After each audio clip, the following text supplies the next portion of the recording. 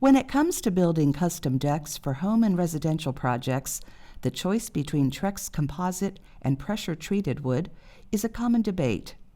Let's explore the advantages and disadvantages of each option. Pressure-treated wood has been a popular choice over the years. However, it has its downsides. As the wood ages, it requires significant labor and expenses for maintenance. Moreover, pressure-treated wood decks have a relatively short lifespan. The climate in the Washington, D.C. and Northern Virginia area can cause the wood to warp, fade, and rot if not consistently maintained. Regular maintenance includes sanding and painting to preserve its original color and protect the materials. On average, wooden decks last about 15 years.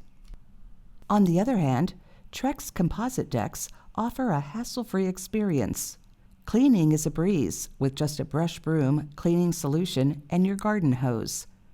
Trex, the leading supplier of composite deck materials, prides itself on sustainable production methods using 95% recycled materials, including reclaimed wood and polyethylene film.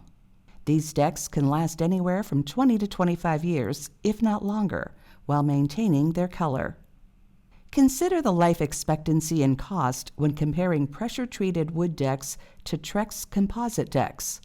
The cost of ownership over the deck's lifetime is significantly lower with a composite deck. If you're in the market for a new deck, look no further than HalCo Fence. With over 4 decades of experience, we are Northern Virginia's premier builder of composite and pressure-treated wood decks.